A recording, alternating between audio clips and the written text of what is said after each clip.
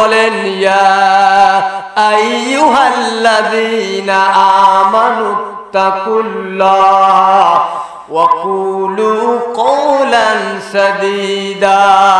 একটু জোরে বলা যাবে না আল্লাহু আকবার। আল্লাহ তাআলা বলেন ইয়া আইয়ুহাল্লাযীনা আমানুত্তাকুল্লাহ, হে ইমানদাররা তোমরা সদা সর্বদা আল্লাহকে ভয় করবে। কাকে ভয় করবে? আল্লাহ তাআলা বলেন আমি আল্লাহকে ভয় করবে, আমি আল্লাহকে তো ভয় করবে। আর সত্যি যদি তোমরা আমি আল্লাহকে ভয় করো, ওয়াকুলু কওলান সাদীদা, তোমরা সদা সর্বদা সমাজে রাষ্ট্রে সত্য কথা বলবে। তাহলে আমরা সত্য কথা, সবচাইতে সত্য কথা কার? যে ব্যক্তি কোরআন থেকে কথা বলে সবচাইতে সত্য কথা তার। যে ব্যক্তি হাদিস থেকে কথা বলে সবচাইতে সত্য কথা তার। আল্লাহ তাআলা যে কোরআনুল কারীম আমার নবীর উপরে নাজিল করলো, সত্য বাণী হিসেবে রাসূলের উপরে নাজিল করেছে। আমার আল্লাহ তাআলা বলেন বান্দারে তোমাকে ধৈর্য ধারণ করতে হবে। বিপদ আসবে, মুসিবত আসবে, জেল আসবে, জুলুম আসবে, হামলা আসবে, মামলা আসবে। এ বান্দা তোমার জীবন অভাব আসবে, অনটন আসবে, তোমার জীবনে যত সমস্যা হবে তুমি সমস্যা মোকাবেলা করার জন্য তুমি ধৈর্য ধারণ করবে। আল্লাহ তাআলা বলেন ফাসবির সাবরান জামিলা। আল্লাহ সুবহানাহু ওয়া তাআলা বলেন ফাসবির সাবরান জামিলা, বান্দারে তুমি উত্তম ধৈর্য ধারণ করো। সুতরাং তুমি উত্তম ভাবে ধৈর্য ধারণ করো। কেমনে ধৈর্য ধারণ করবে? সাহাবীকরাম যেমন ধৈর্য ধারণ করেছিল, সাহাবীরাও ধৈর্য ধারণ করেছিল। হযরত বেলাল ধৈর্য ধারণ করেছিল, হযরত খাব্বাব ও খুবাইব। হযরত বেলালকে আবু জেহেলের লোকেরা কালেমা পড়ার অপরাধে, কোরআনের বাণীর অপরাধে আবু জেহেলের গোষ্ঠীরা, আবু জেহেলেরা মারতে মারতে পিঠের চামড়া তুলে দেওয়া হলো। আর বলা হয়েছিল বেলাল রে কালেমা ছাড়বি কিনা বল। বেলাল বলেছিল আল্লাহি, আল্লাহর কসম করে বলি আমি বেলালকে যদি মারতে মারতে তোমরা মেরেও ফেলে দাও, আমি বেলাল একটা চুলু কালেমার সুদা পান করেছি, সর্বনাশ। বন্ধুগণ আমার, ভাইরা আমার, এই বেলালকে মেরেছিল তারা। অপরাধ বেলালের একটাই ছিল, বেলাল কালেমা পড়েছিল, বিশ্ব নবীর হাতে হাত রেখে ইসলাম কবুল করেছিল। এই একটা অপরাধ ছিল হযরত বেলালের। হযরত খাব্বাবকে মারতে মারতে আগুনের অঙ্গারের ভিতরে আবু জেহেলের লোকেরা ফেলে দিয়েছিল। হযরত খাব্বাবকে বলা হলো খাব্বাব রে তোরে মেরেও ফেলবো যদি ইসলামকে ত্যাগ না করিস, বল রে খাব্বাব। হযরত খাব্বাব বলেছিল আবু জেহেলের লোকেরা, উতবার সাহেবার লোকেরা, আমি খাব্বাব জীবন দেব, আমি খাব্বাব মরব, শহীদ হব, তবুও তোদের মতো জালেমের কাছে আমি খাব্বাব মাথা নত করব না। আপনি কি ওইরকম কষ্ট করছেন খাব্বাবের মতো? আপনি তো ইসলাম পেয়েছেন রেডিমেড ইসলাম। বাপ ছিল মুসলমান, আপনি সূত্র মুসলমান, ঠিক কিনা? সাউন্ড করে কথা বলবেন, দহপাড়ার মানুষ, শিক্ষিত গ্রামের মানুষ। বন্ধুগণ আমার, ভাইরা আমার, আমার আল্লাহ তাআলা বলছে ধৈর্য ধারণ করতে হবে। নবীদের মাধ্যমে নবীরা যেমন ধৈর্য ধারণ করেছিল, নবীদেরকে তারা কেমন মার দিয়েছিল। কত বনি ইসরায়েলের লোকেরা নবীদেরকে মেরেও ফেলে দিয়েছিল, অবৈধভাবে নবীদেরকে তারা মেরেছিল। এই জাতির লোকেরা নবীদেরকে তারা ছাড় দেয় নাই, সাহাবীদেরকে ছাড় দেয় নাই। আখেরি জামানার পয়গম্বর বিশ্বনবী মুহাম্মদ রাসূলুল্লাহ যখন তায়েফের ময়দানে যায়, তায়েফের ময়দানে গিয়ে কালিমার দাওয়াত দেওয়া শুরু করে দিল। তায়েফের ময়দানের লোকেরা আবু জেহেলের কথা মতে, আবু জেহেলের নেতৃত্বে কিছু যুবককে লেলিয়ে দেওয়া হলো। কিছু যুবক কি করলো? বিশ্বনবী আখেরি জামানার পয়গম্বরের মাথায় পাথর মারা শুরু করে দিল। আখেরি জামানার নবী রাহমাতাল লিল আলামিন আরশ আজিমের মেহমানকে তারা পাথরের আঘাত দিল, দেয়নি? যুবকেরা পাথর মারল, নবীর সমস্ত শরীর রক্তাক্ত হয়ে গেল। হযরত যায়েদ বলে সাহাবীরা, হযরত যায়েদ বলে যুবকেরা, এই লোকটার তো কোনো অপরাধ নাই, কেন তোমরা এই লোকটাকে মারো, পাথর মারো? যুবকদের মায়া হলো, যুবকেরা চলে গেল। নবী আমার তায়েফের ময়দানে বেহুশ হয়ে গেছে। জিবরাইল আমিন এসে বলে ইয়া রাসূলুল্লাহ, ইয়া হাবিবাল্লাহ, ও নবী গো একটাবার অনুমতি দেন, একটাবার যদি আপনি অনুমতি দেন। এই দুই দিকে তায়েফের জমিনে দুই দিকে পাহাড় দেখতেছেন, এই যে পাহাড় দেখতেছেন, আমি জিবরাইল এই পাহাড় দিয়ে এমন ভাবে চাপা দেব তায়েফবাসীদেরকে, জনমের মার দিয়ে দিব, তায়েফবাসীদের কেমন ভাবে ধ্বংস করে দিব, আপনি একবার অনুমতি দেন। আমার নবী বলে, জিবরাইল রে অনুমতি দেব না, কারণ হলে এরা আমারে চেনে নাই। দেখছেন ধৈর্য? এ জিবরাইল, আমি বিশ্ব নবী মুহাম্মদ রাসূলুল্লাহকে তারা চেনে নাই। জিবরাইল রে আমি কার কাছে অনুমতি দেব? আমি তোমাকে অনুমতি দেব না। আমার মন বলে, জিবরাইল ভবিষ্যতে আগামী দিনে আমি যে কালেমার দাওয়াত দিব, কাদের কাছে দিব? এরা আমাকে আজকে হয়তো বোঝে নাই, কালকে হয়তো বুঝবে। এমন একদিন আসবে রে জিবরাইল, এই তায়েফের ময়দানে কোরআনের কালেমার দাওয়াত আমি নবী দেব। আমি নবী কালেমার দাওয়াতের মাধ্যমে দেখবে রে জিবরাইল, এই তায়েফের ময়দানে আমার রক্ত পড়েছে, এই জমিনেই আল্লাহর কোরআনের রাজ কায়েম হবে। কথা কোন ঠিক কিনা? যেই জমিনে রক্ত পড়েছে তায়েফে কোরআনের রাজ কায়েম হয়েছে, যেই জমিনে রক্ত পড়বে সেই জমিনের কোরআনের রাজ কায়েম হবে। কোরআনের রাজ কায়েম হয়েছিল কারবালা, ইমাম হুসাইনের রক্ত পড়েছিল কারবালা। কোরআনের রাজ কায়েম হয়েছে হুনাইনের ময়দান, কোরআনের রাজ কায়েম হয়েছিল তায়েফের ময়দান। এইভাবে রক্ত পড়েছেন, নবীদের রক্ত যেই জমিনে পড়েছে ওই জমিন উর্বর হয়ে গেছে কোরআনের জন্য। আল্লাহর কসম করে বলি, কোরআনের শপথ করে বলি, বাংলার জমিনে আলেম ওলামাদের রক্ত পড়েছে, হাফেজদের রক্ত পড়েছে, কারীদের রক্ত পড়েছে। আল্লাহর কসম করে বলি, বাংলার জমিনেও কোরআনের রাজ কায়েম হবে। বন্ধুগণ আমার, ভাইরা আমার, তাহলে ধৈর্য ধারণ করব আমরা নবীদের মতো। বিশ্ব নবী যেমন ধৈর্য ধারণ করেছিল, আমরাও তেমন ধৈর্য ধারণ করব। আমার আল্লাহ তাআলা ধৈর্যশীলদের সুসংবাদ দিয়েছেন। আমার আল্লাহ তাআলা বলছেন, ধৈর্যশীল হবে যারা, সুসংবাদ প্রাপ্ত হবে তারা। এইরকম ভাবে শুধু নবী না, সাহাবী না, যুগের ইমাম আবু হানিফা রাহমাতুল্লাহ আলাইহির নাম শুনেছেন? কথা বলেন, শুনেছেন? আমরা কোন মাযহাবের লোক? আবু হানিফার মাযহাবের লোক। ও আমার বন্ধুরা, ও যুবকেরা, ভালো করে কান দিয়ে শোনো। তোমার ইমাম আবু হানিফা রাহমাতুল্লাহ আলাইহিকে বলা হলো, ও ইমামে আজম আবু হানিফা রাহমাতুল্লাহ আলাইহি, এই যে বাদশা মনসুর তোমাকে প্রস্তাব দিল, এই যে এলাকার জাস্টিস হবে তুমি, এই এলাকার চিফ জাস্টিস পদ তোমার গ্রহণ করতে হবে, মানে প্রধান বিচারপতি। তুমি প্রধান বিচারপতি হও। আবু হানিফা বুঝতে পারলো যে প্রধান বিচারপতি যে আমি হব, এরা আমাকে ঘাড়ে বন্দুক ঠেকাইয়া আমার কাছে রায় দিয়ে নেবে, অথচ আমি আবু হানিফার কোনো ভ্যালু থাকবে না, কথা থাকবে না। আল্লাহর ওলি, আল্লাহর মাহবুব বান্দা ইমাম আজম আবু হানিফা রাহমাতুল্লাহ আলাইহি, তদানীন্তন সময়ে জবরদস্ত আল্লাহর ওলি ছিলেন ইমাম আবু হানিফা। তদানীন্তন সময়ে এত বড় মুহাদ্দিস ছিলেন, হাদিস বিশারদ ছিলেন ইমাম আজম আবু হানিফা রাহমাতুল্লাহ আলাইহি। আবু হানিফাকে বলা হলো, ওই ইমাম আজম আবু হানিফা, তুমি এই জাস্টিস পদে তুমি গ্রহণ করো। ইমাম আবু হানিফা বাদশা মনসুরের প্রস্তাবে রাজি হলো না। আবু হানিফাকে এই অপরাধে কারারুদ্ধ করা হলো, জেলখানায় বন্দী করা হলো। ইমাম আজম আবু হানিফা রাহমাতুল্লাহ আলাইহি কারারুদ্ধ হয়ে গেলেন, জেলখানায় বন্দী হয়ে গেলেন। ইমাম আবু হানিফাকে সকালে বিকালে মারা হয়। মারতে মারতে মারতে মারতে পিঠের চামড়া তুলে দেওয়া হলো, আর বলা হলো, ইমাম আজম আবু হানিফা, তুমি এদের সাথে একমত হয়ে যাও। দেখছেন, আবু হানিফা বলেছিল, এ বাদশা মনসুরের লোকেরা, এ জালেমেরা, এ বাদশা মনসুরের লোকেরা, আমি ইমাম আজম আবু হানিফাকে যদি মারতে মারতে মারতে মারতে মেরেও ফেলে দাও, চামড়া তুলে দাও, আল্লাহর কসম করে বলি, মার খাবো, জীবন দেব, শহীদ হব, আমি আবু হানিফা জালেমের কাছে মাথা নত করব না। আপনার ইমাম এই কাজ করেছে, আর আপনি তো মিষ্টি হাদিয়া তওবালিয়া ব্যস্ত। কি লা ইলাহা ইল্লাল্লাহ, যে যা পারে করুক গা, আমি বেঁচে থাকি গা, আছে না? আপনি তো হাদিয়া তওবা নিচ্ছেন, পেট ভরে খাচ্ছেন, গোস্ত, পোলা, মাংস, আর তোমার নবী পাথর খেয়েছে।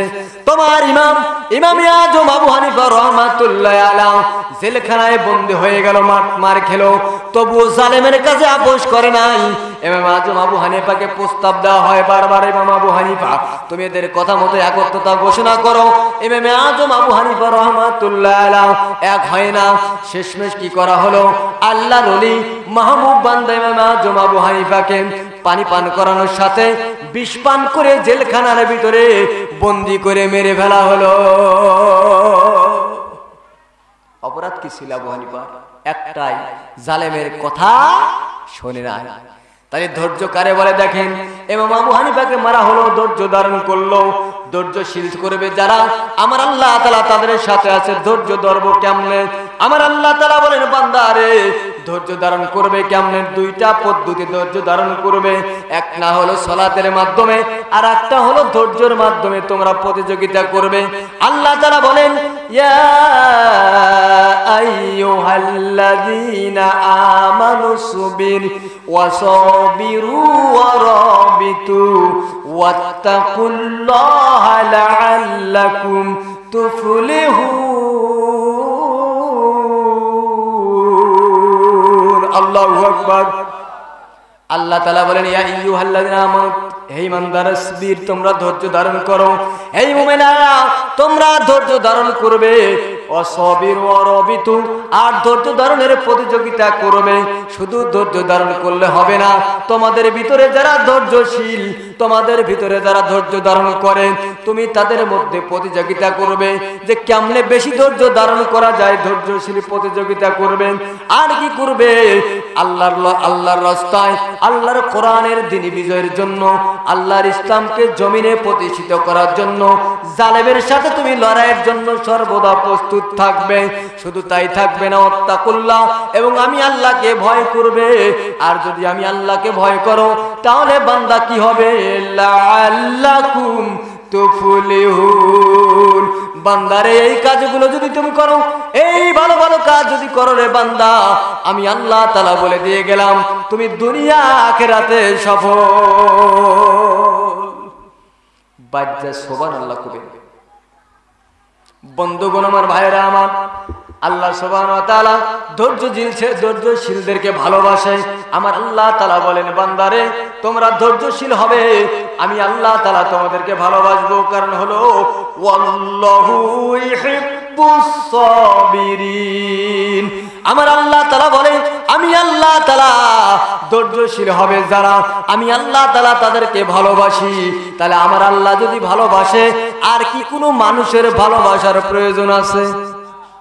আর আমার আল্লাহ যদি ভালো না বাসে, জাহান্নামে কাল কিয়ামতের কঠিন ময়দানে যদি দিয়ে দেয়, আর কি মানুষের ভালোবাসার কোনো দাম আছে? সারা দুনিয়ার মানুষ যদি বলে হেলাল হুজুরের চরিত্র ফুলের মতো পবিত্র, আমার আল্লাহ বলে হেলালের চরিত্র কুত্তর ছায় অপবিত্র, কার দাম বেশি? আল্লাহর কথা না মানুষের কথা? তাহলে আল্লাহ যে সার্টিফিকেট দিবে, সেই সার্টিফিকেটের দাম বেশি। মানুষ আমাকে কি সার্টিফিকেট দিল, ওটা আমার দেখার বিষয় না। আমার আল্লাহ যদি বলে ভালো, আমি হেলাল ভালো। আমার আল্লাহ যদি বলে খারাপ, আমি হেলাল খারাপ। আপনারা জুতার মালা যদি গলায় দেন, আমার আসে যায় না, ঠিক না? বন্ধুগণ আমার, ভাইরা আমার, একান্ত আপনজনেরা, ও দাওপাড়ার মা বোনেরা, ও দাওপাড়ার যুবকেরা, ও দাওপাড়ার বৃদ্ধরা, ভালো করে কান দিয়ে শোনো বন্ধুগণ আমার, ভাইরা আমার। আল্লাহর নবী, বিশ্ব নবী, আখিরি জামানার পয়গম্বর কথা বললেন, হাদিস শরীফের ভিতরে বলেন, এ সাহাবীরা, আমি রাসূল বিদায় আর তোদের মাঝে থাকবো না। বিদায় হজের ভাষণে একটা কথা বললেন, তারাকতু ফিকুম আমরাইন লান তাদিল্লু মা তামাসসাকতুম বিহিমা, কিতাবাল্লাহি সুন্নাতুর রাসূল। আল্লাহর নবী বলেন, বিশ্ব নবী বলেন, উম্মত রে, দুটি জিনিস তোমাদের মাঝে রেখে গেলাম, লান তাদিল্লু মা তামাসসাকতুম বিহিমা। এই দুটি জিনিসকে যদি তোমরা আঁকড়ে ধরো, তার মানে এই দুটি জিনিসকে যদি তুমি ব্যক্তিগত জীবনে মেনে নাও, এই দুটি জিনিসের আইন যদি তুমি সামাজিক জীবনে প্রয়োগ করো, এই দুটি জিনিসের আইন যদি তুমি রাজনৈতিক জীবনে প্রয়োগ করো, এই দুটি জিনিসের নিয়ম যদি তুমি রাষ্ট্রীয় পর্যায়ে প্রয়োগ করো, আমি রাসূল সোনার জবান দিয়ে বের করে দিয়ে গেলাম, লান তাদিল্লু মা তামাসসাকতুম বিহিমা, কখনো তোমরা পদভ্রষ্ট হবে না। এই দুইটা হলো কি? এক নম্বর কিতাবুল্লাহ, আল্লাহর কোরআন, আর দুই নম্বরে সুন্নাত রাসূল, রাসূলের হাদিস। রাসূল কি বলছে? আবু বকরকে রেখে গেলাম, তুমি আর মাইনো বলছে? আল্লাহর নবী জানে আবু বকর একদিন দুনিয়াতে থাকবে না, কথা কয়, ঠিক না? আল্লাহর নবী জানে ওমর উসমান একদিন থাকবে না, আলী তালহা জুবাইর একদিন থাকবে না, কিন্তু যুগ যুগ ধরে আমার কোরআন থাকবে, আমার রাসূলের হাদিস থাকবে। আল্লাহর নবী তাই বলে গেল, সাহাবীরা রে আমি রাসূল একদিন থাকবো না, এই দুটি জিনিস তোমাদের মাঝে রেখে গেলাম, এই দুটি জিনিসকে তোমরা আঁকড়ে ধরবে, শক্ত করে ধরবে, তাহলে জীবনও কোনদিন পথভ্রষ্ট হবে না। তোমরা তো আজকে পথভ্রষ্ট হয়ে গেছো, পথভ্রষ্ট হয়ে তোমরা ইসলামের পথে বাদ দিয়ে কোরআনের কে ছেড়ে যখন দিয়েছো, আজকে ইহুদি আর খ্রিস্টানদের মার খেয়ে তোমরা জালেমের কাছে পরাজিত হয়েছো। ঠিক না বন্ধুগণ, আমার ভাইরা আমার? তাহলে একান্ত আপনজনেরা আমার, কোরআন এবং হাদিস ফলো করবে যারা সফল হবে তারা। আমার আল্লাহ তাআলা বলেন, এ বান্দা ধৈর্য ধারণ করো। আমার আল্লাহ তাআলা বলেন, ধৈর্য ধারণ করবে যারা সফল হবে তারা। আমার আল্লাহ তাআলা বলেন, দাওয়াতি কাজের বিরোধিতা আসলে ধৈর্য ধারণ করতে হবে। তুমি যখন ইসলামের দাওয়াতি কাজ করবে, কোরআনের ময়দানে যখন কাজ করবে, লোকে তোমাকে মন্দ বলবে, গালমন্দ করবে, লোকে তোমাকে খারাপ কথা বলবে। যেমন বলেছিল বিশ্বনবী আখেরি জামানার পয়গম্বরকে খারাপ কটূক্তি কথা বলেছিল, বলে নাই? বলে নাই? তাহলে নবীর চাই কি ভালো মানুষ আমরা? নাউজুবিল্লাহ। আখেরি জামানার পয়গম্বর এত ভালো মানুষ ছিল, আবু জেহেলের কাজ ভালো হতে পারে নাই। আমরা হুজুররা ফেরেশতার মতো যদি হই, আবু জেহেলের মতো লোকদের কাজ ভালো হতে পারবো না। স্ট্রেট কাট কথা, ক্লিয়ার? আখেরি জামানার পয়গম্বর উতবা সাহেবের কাছে ভালো হতে পারে না। আল্লাহর নবীকে আল্লাহ তাআলা জানিয়ে দিলেন, ইয়া রাসূলুল্লাহ, ইয়া হাবিবাল্লাহ, নবী গো, আপনাকে আমি একটা আয়াত নাজিল করে দিলাম, উতুল্লিম বাদা যালিকা জানিম। একটু জোরে বলা যাবে না আল্লাহু আকবার? আল্লাহ তাআলা বলে, ইয়া রাসূলুল্লাহ, ইয়া হাবিবাল্লাহ, এই যে ওয়ালিদ ইবনে মুগিরার শানে আয়াত নাজিল হয়ে গেল। আল্লাহর নবী বলেন, এই সাহাবীরা শুনে রাখো, ওয়ালিদ ইবনে মুগিরা হলো জারজ সন্তান। এই কথা ওয়ালিদ ইবনে মুগিরার কানে চলে গেল। মারাত্মক কথা না? যে কি বলছে, আমি নাকি জারজ? এই কথা শুনে ওয়ালিদ ইবনে মুগিরা নাঙ্গা তরবারি নিয়ে, কোষবদ্ধ তরবারি নিয়ে বিশ্বনবীকে মেরে ফেলবে। আজে বাজে কথা বলতো, তারে মেরেই ফেলবে। গাটা রওনা দিয়েছে ওয়ালিদ ইবনে মুগিরা আল্লাহর নবীকে মারার জন্য। প্রতিমধ্যে তার বন্ধুর সাথে দেখা। কার সাথে দেখা? কথা বলেন। তার বন্ধুর সাথে দেখা। একটু জিকির দেন, লা ইলাহা। পোলাপান কথা বলতেছে, জোর হয় না, লা ইলাহা। বন্ধুগণ আমার, ভাইরা আমার, ওয়ালিদ ইবনে মুগিরা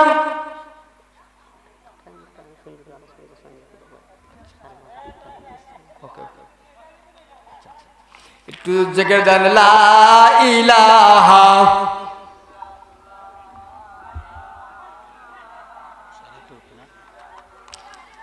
লা ইলাহা। আগে আসি, লা ইলাহা।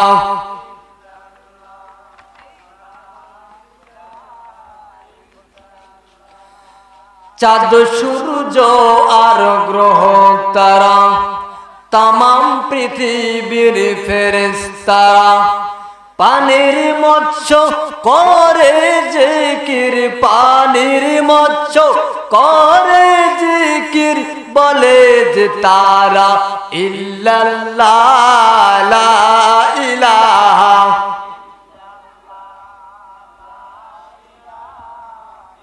লা ইলাহা ইল্লাল্লাহু মুহাম্মাদুর রাসূলুল্লাহ।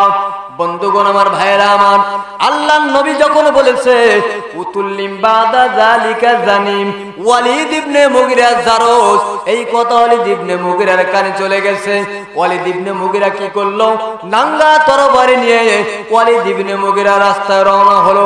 বিশ্বনবী আখেরি জামানার পয়গম্বর মুহাম্মদ বিন আব্দুল্লাহকে মেরেই ফেলবো। নাউজুবিল্লাহ বলা যায় না? বিষ্ণবীকে মেরে ফেলবে। এই নাঙ্গা তরবারি নিয়ে যাই নামাতো রওনা দিয়েছে। প্রতিমধ্যে তার বন্ধুর সাথে দেখা। বন্ধু বলতেছে, ও ওয়ালিদ ইবনে মুগিরা, তুমি এই নাঙ্গা তরবারি নিয়ে কোথায় যাও? ওয়ালিদ ইবনে মুগিরা বলে, বন্ধু দুঃখের কথা আর বলো না, আখেরি জামানার পয়গম্বর বিশ্বনবী এতদিন যা করেছেন, কালিমার দাওয়াত দিয়েছে, মুসলমান বানিয়েছে, আমার কিচ্ছু আপত্তি ছিল না। এমন একটা কথা বলেছে বন্ধু, যা সহ্য করা কথা না, আমাকে জারজ বলেছে। দেখছেন?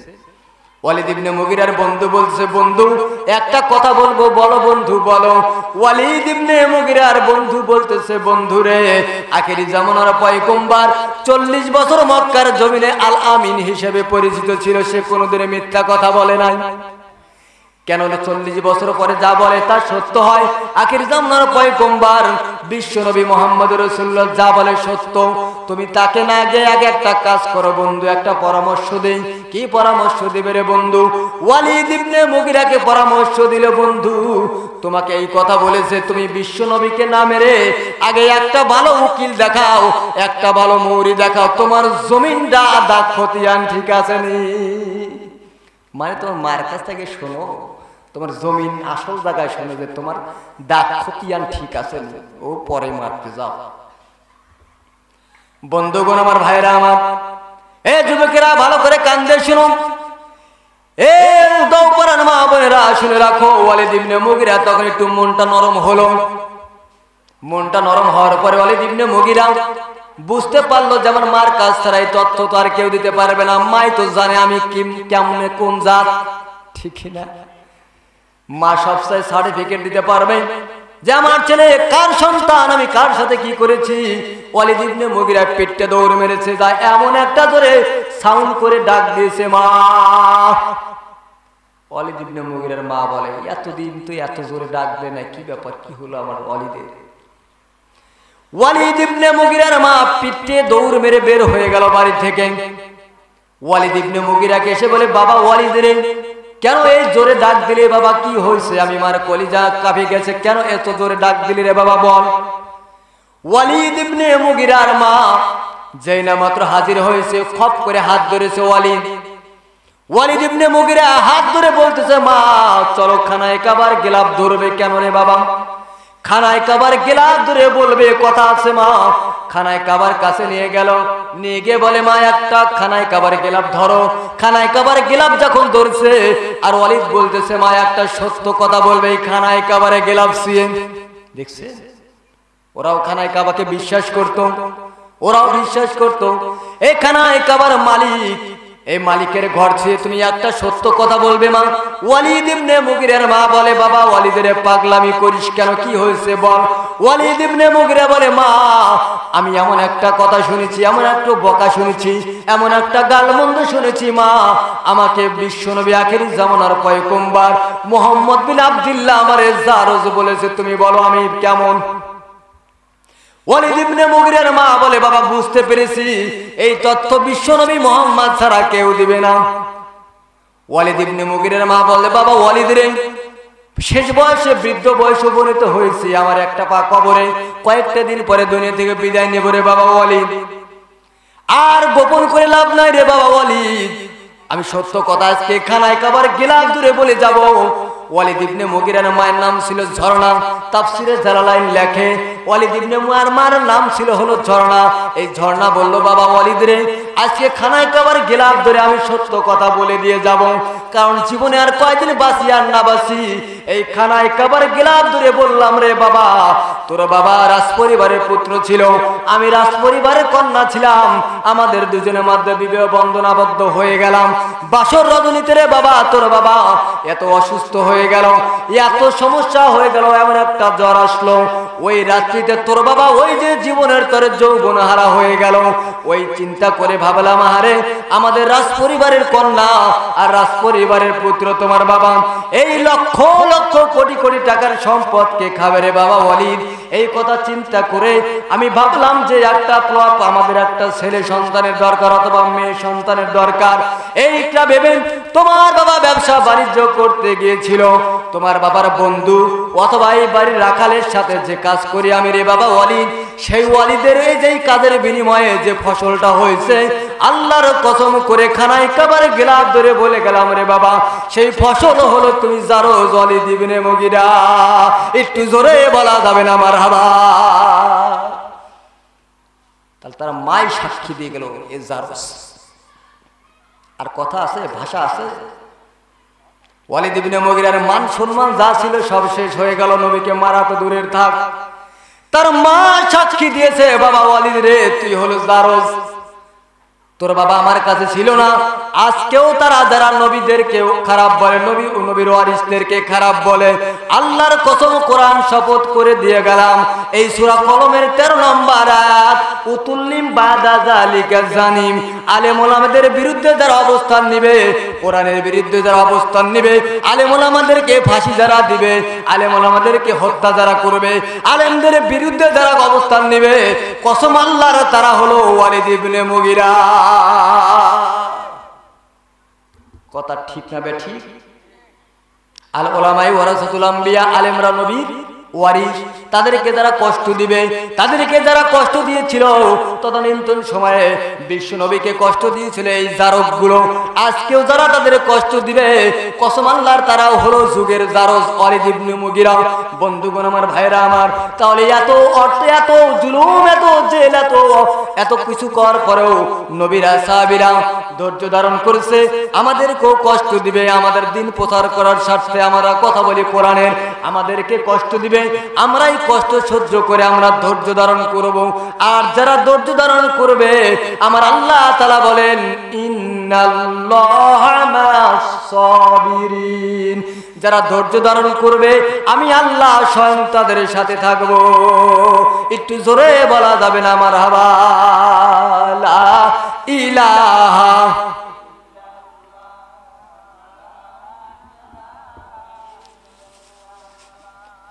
লা ইলাহা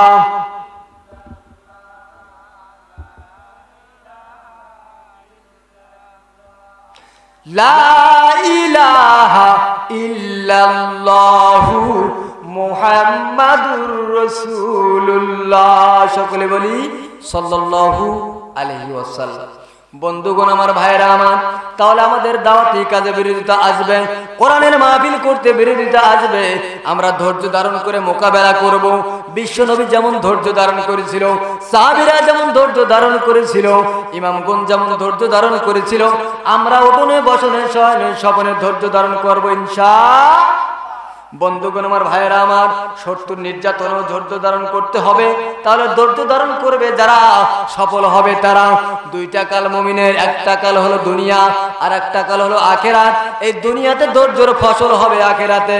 তাহলে বন্ধুগণ আমার, ভাইয়েরা আমার, পারিবারিক জীবনে অশান্তি আসবে, সামাজিক জীবনে অশান্তি আসবে, আমাদের এই জীবনগুলোতে আমরা ধৈর্য ধারণ করব। আর আমরা যদি ধৈর্য ধারণ করি, আমার আল্লাহ তাআলা আমাদেরকে উত্তম পুরস্কার দিবে। তাহলে আমরা ধৈর্য ধারণ যেমন করেছিল ইব্রাহিম আলাইহিস সালাম, ধৈর্য ধারণ করে নাই? আল্লাহর নবী ইব্রাহিম আলাইহিস সালামকে বলা হলো, ও ইব্রাহিম, চলো আমরা উকাজ মেলায় যাই। আল্লাহর নবী ইব্রাহিম আলাইহিস সালাম বলো, ইন্নী সাকিম, আমি অসুস্থ। অথচ আল্লাহর নবী